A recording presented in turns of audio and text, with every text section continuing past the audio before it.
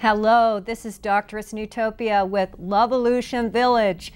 We can see the village starting to form. Today is October 15th. There have been international protests to occupy everywhere.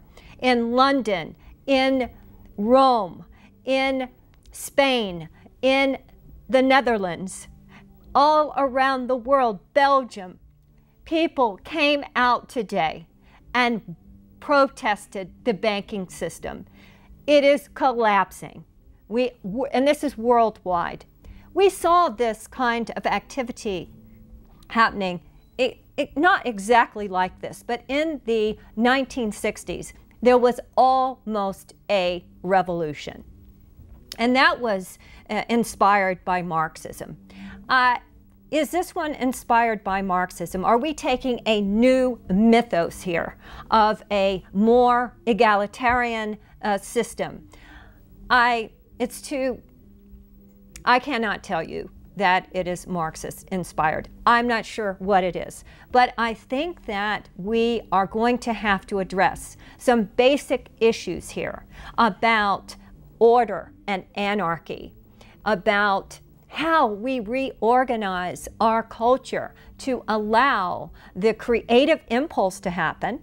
And that's been what the capitalist system has done, to let innovation happen, and also some kind of mythos that allows people a unity consciousness, that we feel a part of each other as sisters and brothers in a human family.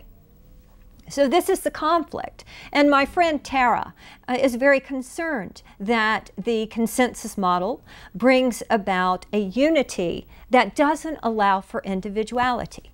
Now, in the best of all possible worlds, and that's where we've got to go, the best of all possible worlds, it is through education that the individual discovers who they are through the self-inquiry process. You know what your talents and gifts are, and that's what you want to contribute to society. And you're going to have to plug in to a society in order to give your gifts and talents. Well, that's what we're looking for, is this new mythos that allows for each one to give their mythos without being restricted by groupthink, by group consciousness. Now, what happened in the former USSR was that the form of communism that grew in that country was oppressive. One of the first things that Lenin did was that he got rid of the artists who helped create that revolution, like Vasily Kandinsky, who I read his complete works. He became a minister of culture through the after the Russian Revolution. And eventually he was kicked out because they did not like his form of expression. The surrealists were not listened to, even though it was the time when Freud was coming up with his whole theory of unconsciousness.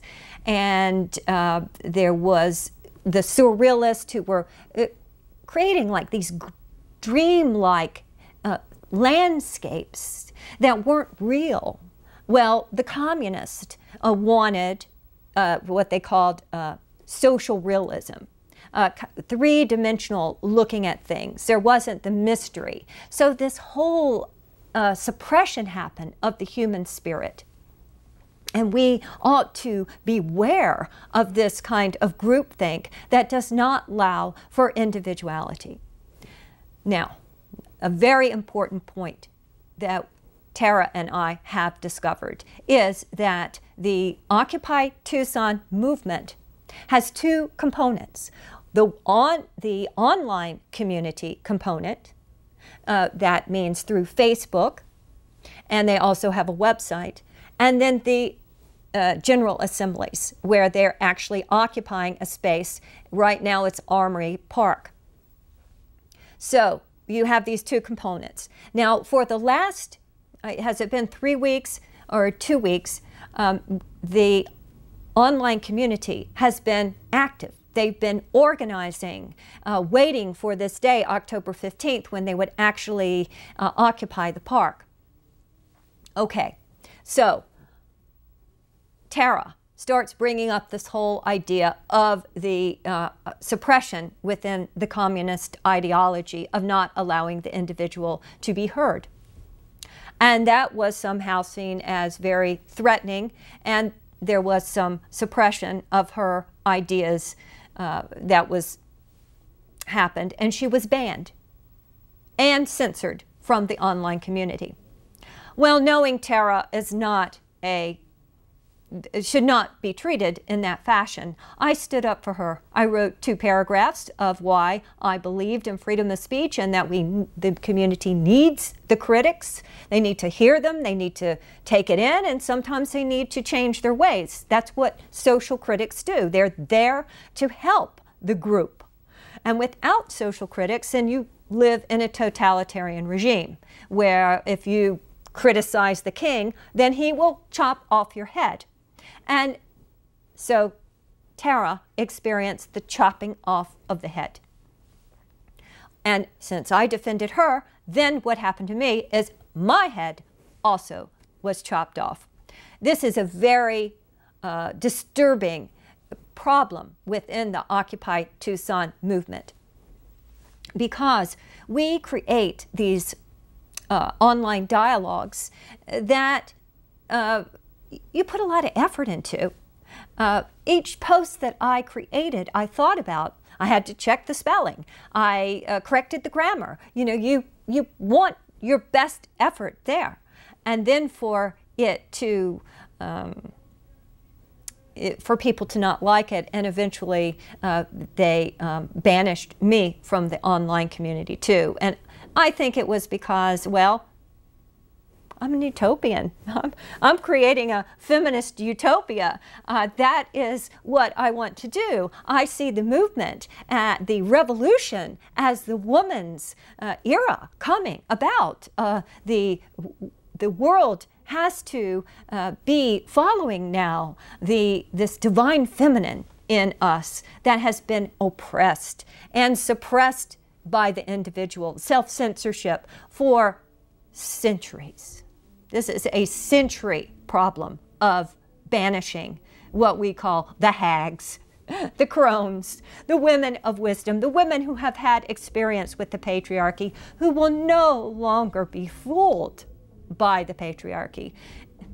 And these young women we see, they just suck up to the men. They're just sucking up to them. Why? Because that's how you get power and prestige within our culture. And it's the way that women can get a voice, because if you have a guy and maybe he'll share the mic or that kind of arrangement because of the sexual contract. Well, the crones and the hacks, a lot of times they no longer have that sexual contract that they did at 20. And so you become like this independent thinker. You can rebirth yourself. You're birthing the divine feminine within you that is totally independent of the masculine, but wants to co-create in a way that we haven't done before. It's the merging of genius codes together, as Barbara Marx Hubbard says, one of my mentors. So how I see this movement is that, for one thing, we do need the camp alpha female. That's what we created today. Once Tara and I got banned from the online community, how could we work with those people anymore? You've been banned and censored. Your voice is not important. You become a non-person. So we thought, okay, we don't want to be victims of their power structure anymore. So we took it on ourselves. We created a camp alpha female. And then we decided we'd have an action. And our action on today, October 15th, this day of international protest, was that we set up at the gates of the University of Arizona. We looked into the legal situation of the university. An outsider like us who are not students there, I mean, we're lifelong students, and we should be actually engaging with the youth because of this knowledge. However, because we do not pay tuition, we are not considered students. Therefore, we cannot go onto the university campus with our protest signs and say, "Occupy the University of Arizona." This is the real place. And to me, it is the real power place, not the banks. The banks have this abstract thing in their vaults called called money. It's mostly digitized now. So they don't have the real power. The real power is in the university where you're teaching the youth. We have to persuade the youth to change over. We have to convince their hearts and minds of a better system. And we don't do that through propaganda, but through dialogue, through engaging them in creative thinking, in having their minds expand by new ideas. And that is exactly where I see my role. I want to engage the youth in lively debates about which system is best. How do we do it?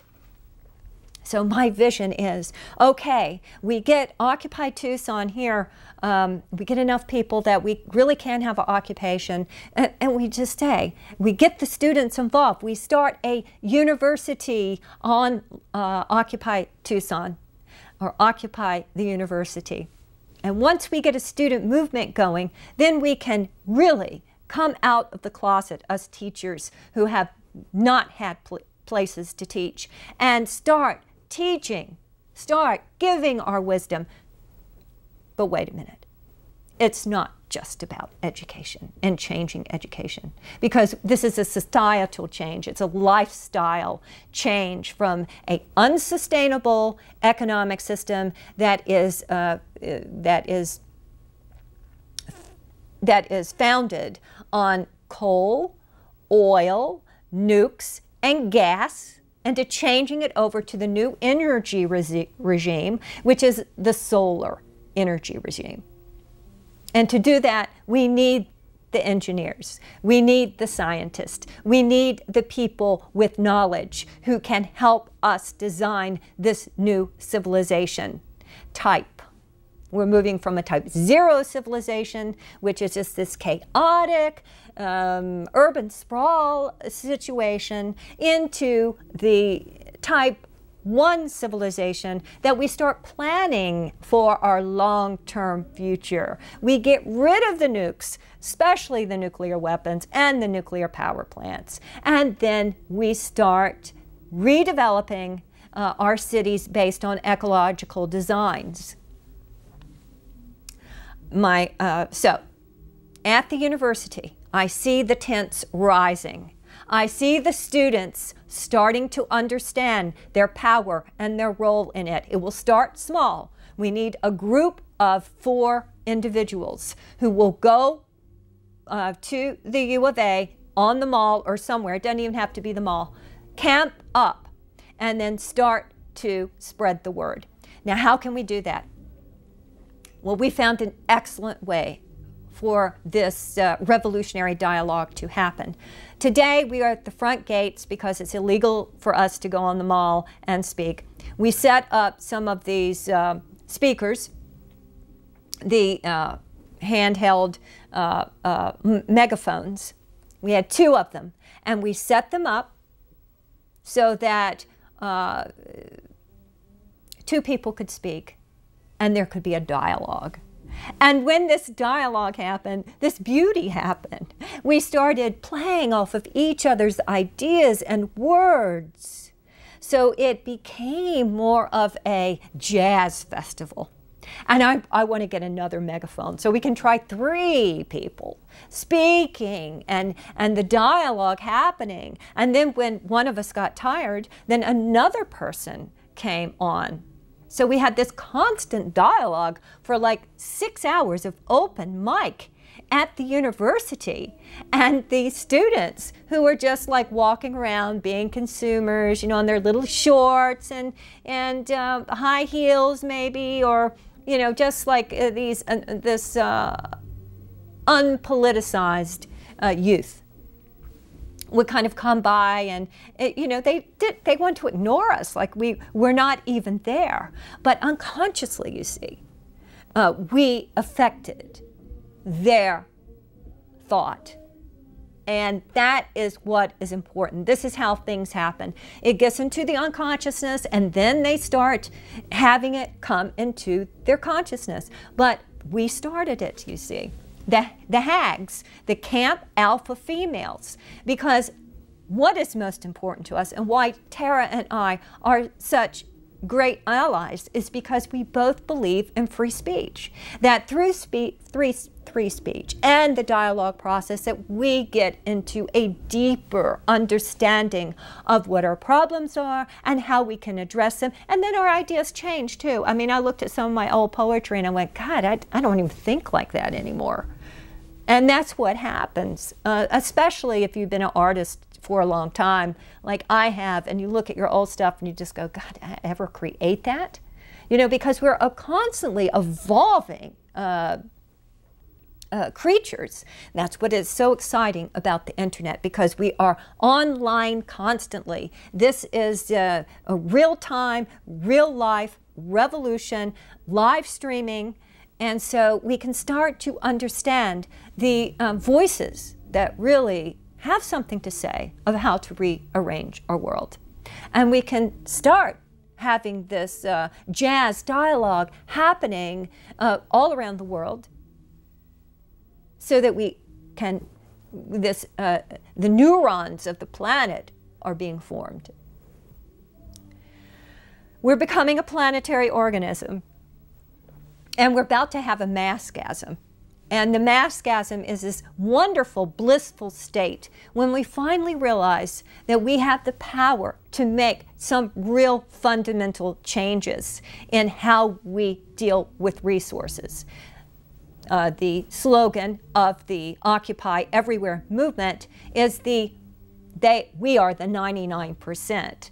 And that 1% is the rich, who owns all of the wealth, and the rest of us are just falling behind. And then there are all these people that live in just the state of utter poverty. They have no anything. They don't have any food to eat. So we have that group of people too, who are even worse than the 99%. So, if we are going to take care of the 99%, then we're going to have to rearrange the way that our world works. And that's a real problem. I mean, in all situations that I know about, we can agree on what the problems are, but when it comes to the solutions, that is the real catcher. That is when the conflicts arise, because when you're talking about the future, you're talking about this kind of intuitive leadership that it hasn't happened yet. And the way to be one of these future leaders is to deal with the present moment, with your visionary ideas, with your plan. And that's why a lot of like the central planning that happened during the Russian Revolution, when they nationalized all of the resources. Is that the way to go? Well, what do I think about that? I think that we need to have like a Earth Bank. This is a Buckminster Fuller idea. And also a Jacques Fresco idea of building a resource-based economy. Now, the Earth Bank, we would have a supercomputer that would have all the data. It'd be a worldwide accounting system where we account for all of the resources of the planet, the copper, the steel, the water, the forest. All of these things go into the worldwide database. Then we also have to have things like, okay, where is the safest places to build the new cities? That are not on tsunami zones or not on earthquake faults. Where should we even build anything? This is another level of organization, which you need geologists to help tell us, and people who deal with earthquake information. This is why you can see that in order for this revolution to happen, we need all of the sophisticated knowledge that we have now. Such things like, real data about what the global warming is doing. Do we need to create closed ecosystems underneath geodesic domes or Paulo Soleri's arcology? Do we need to migrate into outer space to protect the human race? Is Earth in such an ecological crisis that we actually need to evacuate planet Earth? Now, we have nobody that's really collecting all this information. We're in some kind of global anarchy now, and this that all these nation states are really warring with each other rather than bringing information together and saying, okay, we know this, we know that, and trying to organize this organism in a different way.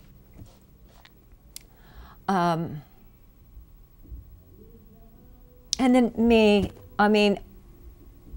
Gaia is very important to me. And that's where I'm getting a lot of in my knowledge, is the whole planetary consciousness, arranging this so we create this network of arcologies. Arcologies is a concept by Dr. Paulo Soleri. And bring in architects that can deal with this brilliant idea of building zero carbon, car-free cities. They're doing it in China. If the United States wants to have any kind of edge on anything dealing with ecological cities, which is the biggest creative projects ever, then we need to catch up with Germany, who is almost 20% alternative energy, and with China, who are building these kind of cities. And I'm suggesting we do it on Arizona State Trust land. So that's why I want to get on campus and be able to have the theaters necessary to show my slideshows, to hold public discussions on what kind of architecture we need, and more importantly, what kind of social architecture we need. And that's the real important key, is this social architecture. So if you can only talk for 2 minutes at the General Assembly with the Occupy Tucson, you see there is a big problem because it takes more time to do that. And we need to have 24/7 open mics so that people like me who have visions to say can do it, and people who don't have visions can also say their part as well. And that's what Tara wanted. My friend that got banned from the Occupy Tucson online site, and why I defended her right to free speech, is because she wanted a 24/7 open mic. How wonderful is that, to create a revolution, or what I call it a lovolution, because if it's going to be feminist-led, let's have love be our leader. Don't you think that's a good idea for love? And then the men start listening to women, and then this love culture evolves. I mean, it's not that we don't listen to men. We do. I mean, my best critics are men, and I still am very tender towards men. But I just want this women to be free, finally. And I want men to be free, and I want children to be free. So let's start a free speech movement at the University of Arizona. You students, get your tents out and go there and invite me to speak. I have a lot to tell, and I want to hear a lot from you. You have so much to say. You have been suppressed for so long, and I want to hear what you have to say. I know you've got a future if we work together. 2 generations together, that's what we need. Thank you.